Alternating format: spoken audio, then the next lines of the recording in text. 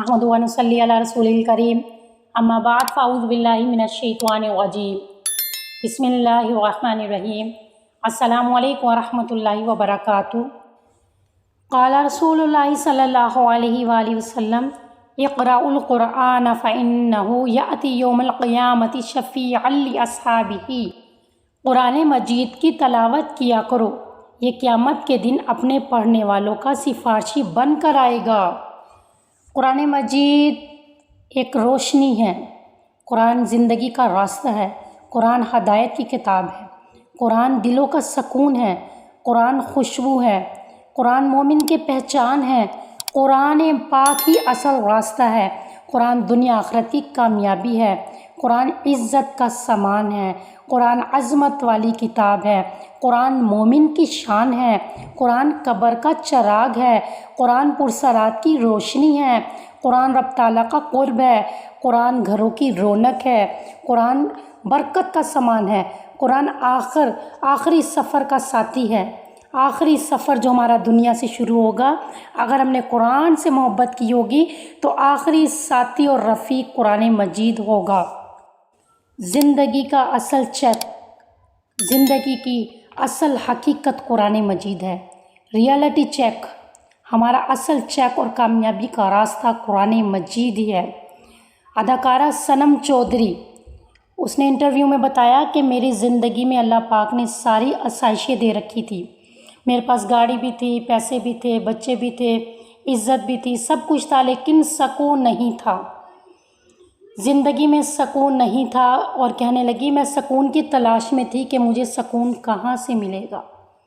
सनम चौधरी ने बताया कि जिस दिन से मैंने कुरान पाक का तर्जमा शुरू किया, जिस दिन से मेरी ज़िंदगी में कुरान पाक आ गया तो ज़िंदगी में सुकून आ गया। जिसकी ज़िंदगी में कुरान आ गया, इसकी ज़िंदगी में सुकून आ गया, ज़िंदगी में करार आ गया, इसकी ज़िंदगी में कामयाबी आ गई, ज़िंदगी में हदायत आ गई, ज़िंदगी में खुशबू आ गई, ज़िंदगी में अल्लाह आ गया। जिसने कुरान पढ़ा और इसके हलाल को हलाल जाना, इसके हराम को हराम जाना, वो कामयाब हो गया। नबी पाक ने फरमाया इन्नल्लाह यरफ़अु बिहाज़ल किताबि अक़वामा व यदअु बिही आख़रीन। अल्लाह ताला इस कुरान किताब, कुरान मजीद की वजह से, इस किताब की वजह से, कुरान हकीम की वजह से लोगों को बुलंदियाँ अता फरमाते हैं और इसी के ज़रिए से लोगों को गिरा भी देते हैं, पस्ती भी मिलती है। यानी जो अपनी ज़िंदगी में कुरान पाक को लाता है उसे दुनिया आखिरत में बुलंदियाँ नसीब हो जाती है, कामयाबियाँ नसीब हो जाती है। और जो पसे पुष्ट डाल देता है, जो इस पे ज़िंदगी नहीं गुजारता, कुरान पाक को अपनी ज़िंदगी में नहीं लाता, तो क्या वो नाकाम हो जाता है। यानी जिस कौमों ने इस पे अमल किया वो कामयाब हो गए और जिन्होंने इसके मुताबिक फ़ैसले नहीं किए, अपनी ज़िंदगी में कुरान पाक को नहीं लाए, वो जलील हो गए, दुनिया में भी और आखिरत में भी। नबी पाक ने फरमाया, हदीस है जिसका मफ़हूम है कुरान का माहिर फ़रिश्तों के साथ होगा।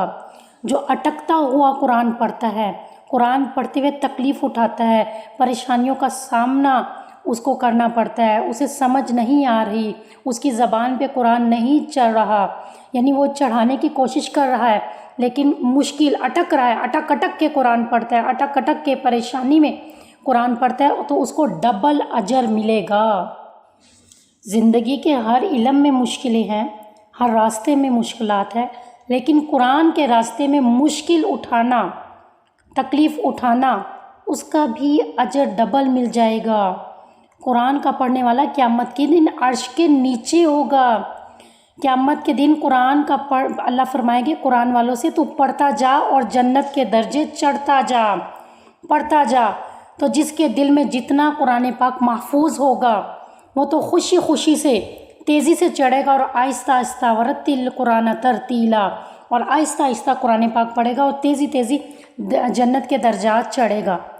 और जिसकी ज़िंदगी में कुरान नहीं था तो उसको फिर हसरत होगी कहीं ना कहीं। हाफिज़ कुरान के लिए भी है और कुरान वालों के लिए भी है जो अपनी ज़िंदगी में कसरत से कुरान पाक को याद रखते हैं। تو پھر کیا ہوگا، اس کے درجات بلند ہوتے چلے جائیں گے، وہ قرآن پڑھتا جائے گا، اس کا مقام اونچا ہوتا چلا جائے گا۔ پھر انسان حسرت کرے گا کہ کاش میں بھی تعلق قرآن سے بناتا دنیا میں۔ قرآن مجید کے ایک ایک حرف پر 10 نیکیاں، الف لام میم، یہ 3 حرف ہے تو 30 نیکیاں۔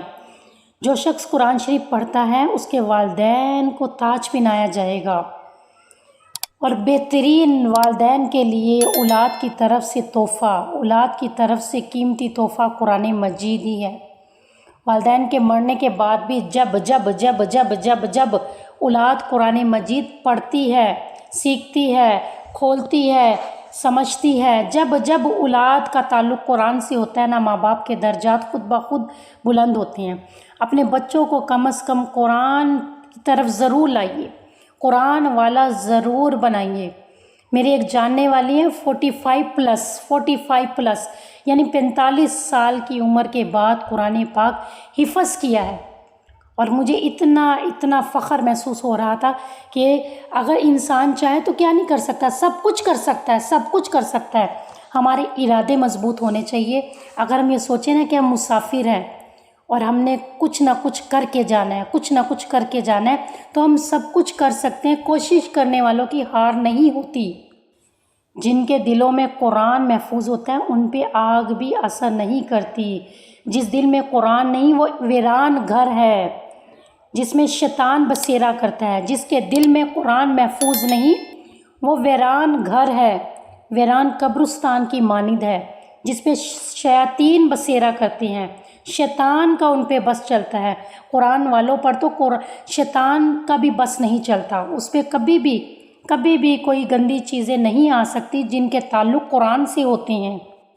آپ صلی اللہ علیہ وآلہ وسلم نے فرمایا کہ اگر آپ چاہتے ہو 3 موٹی حاملہ اونٹنیاں مل جائے، اگر تم یہ چاہتے ہو تو کہیں جا کے 3 آیات قرآن کی سیکھ لیا کرو۔ قرآن پاک کا حفظ کرنا، حفظ کے ساتھ پڑھنا 1000 درجہ ثواب ملتا ہے، 1000 درجہ۔ اور دیکھ کر قرآن پاک صحیح پڑھنا، صحیح اور دیکھ کر پڑھنا 2000 درجہ، 2000 درجے کا ثواب ہے۔ فرمایا آپ صلی اللہ علیہ وآلہ وسلم نے کہ جس طرح لوہے کو زنگ لگتا ہے دلوں کو بھی زنگ لگ جاتا ہے۔ تو فرمایا یا رسول اللہ وہ زنگ کیسے دور ہوگا؟ تو آپ نے فرمایا موت کو کثرت سے یاد کیا کرو اور قرآن پاک کی تلاوت کیا کرو۔ ابو ذر رضی اللہ تعالیٰ عنہ نے فرمایا یا رسول اللہ مجھے کچھ نصیحت کیجیے۔ آپ پیارے آقا نے فرمایا، آپ صلی اللہ علیہ وآلہ وسلم نے فرمایا کہ آپ قرآن پاک کی تلاوت کیا کرو، یہ دنیا میں نور ہی نور ہے، نور ہی نور ہے، پڑھنے والوں کے لیے نور ہی نور ہے، اور آخرت میں ذخیرہ ہے۔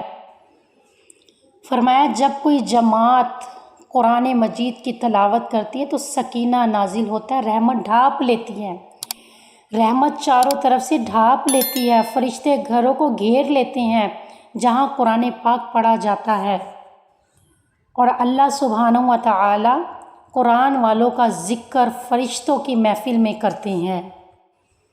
فرمایا اللہ تعالیٰ سب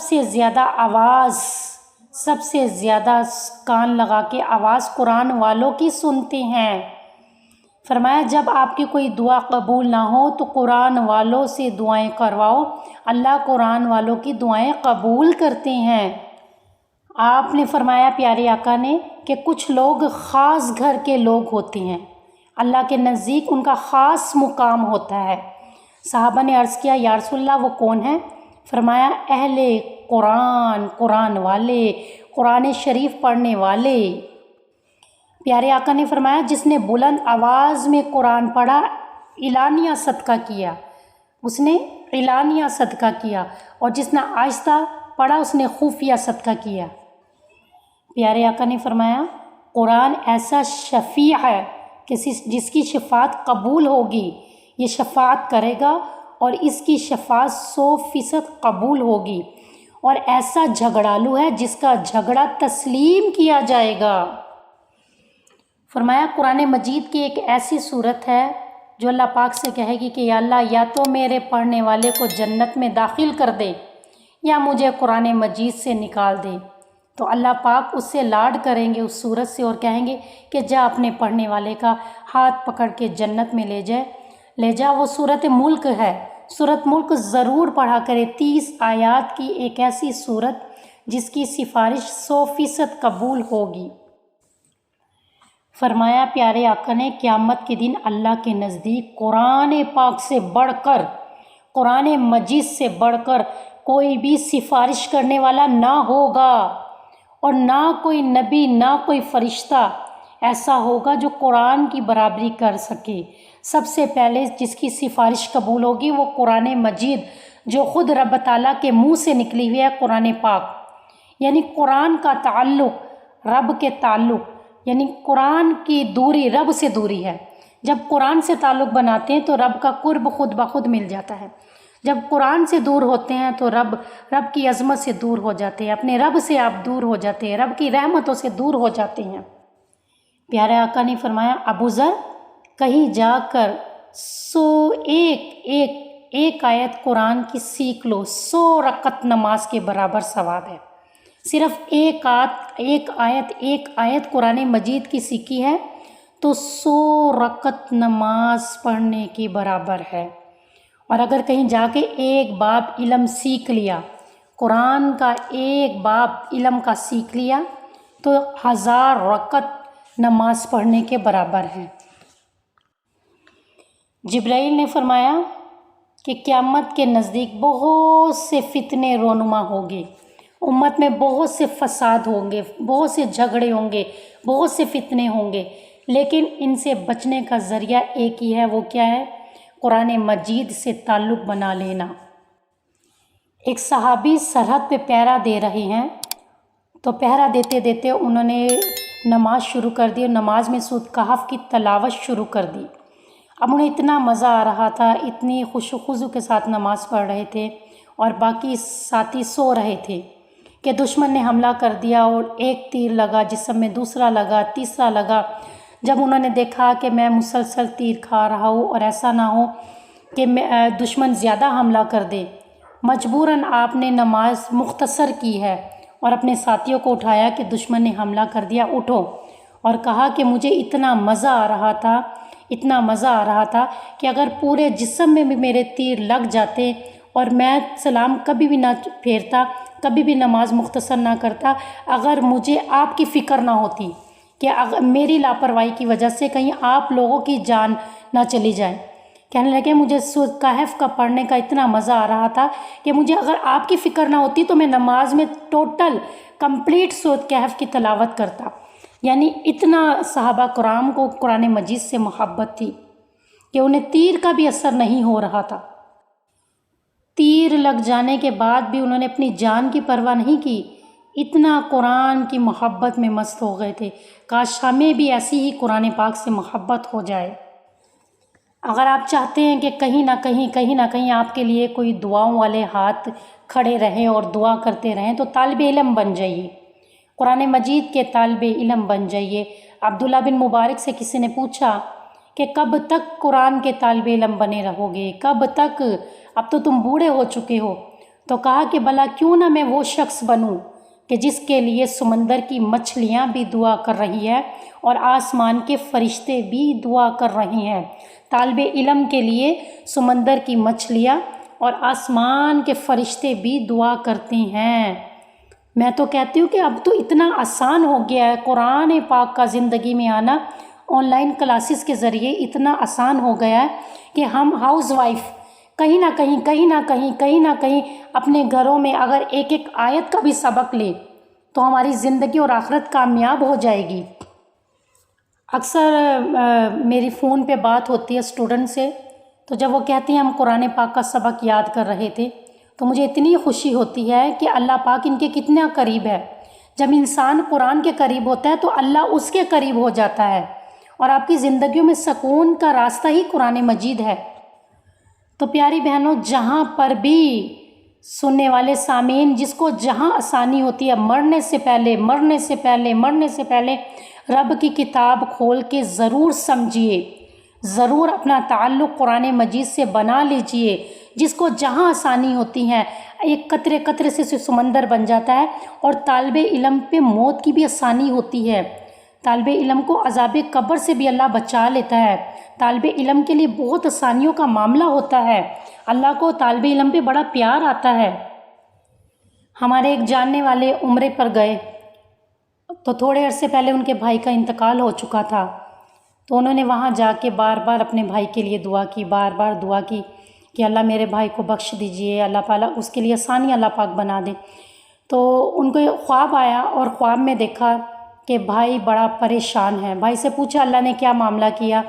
تو بھائی کہنے لگا کہ میں بہت پریشانی میں وقت گزار رہا ہوں، اور اللہ نے مجھے فرمایا کہ قرآن مجید کی کوئی بھی سورت سنا دو، قرآن تمہاری بخشش کا ذریعہ بن سکتا ہے۔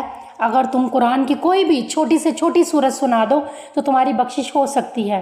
تو کہنے لگا بھائی میں دنیا میں قرآن نہیں پڑھتا تھا، تو لہٰذا میرے دل دماغ پر میری زبان پہ قرآن چڑھ ہی نہیں رہا، مجھے سمجھ ہی نہیں آ رہی۔ تو ظاہر ہے قرآن تو وہی آخرت میں بھی پڑھے گا نا، چڑھتا جائے گا درجات جنت کی اور پڑھتا جائے گا جس نے تعلق بنایا ہوگا، جس نے دنیا میں اس سے محبت کی ہوگی، اسے سینے سے لگایا، اسے گلے سے لگایا، اسے پیار کیا، اسے سمجھا، اسے اپنی زندگی میں لایا اور اس کے مطابق زندگی گزاری، تو وہی تو قرآن آخرت میں بھی سنا سکے گا نا۔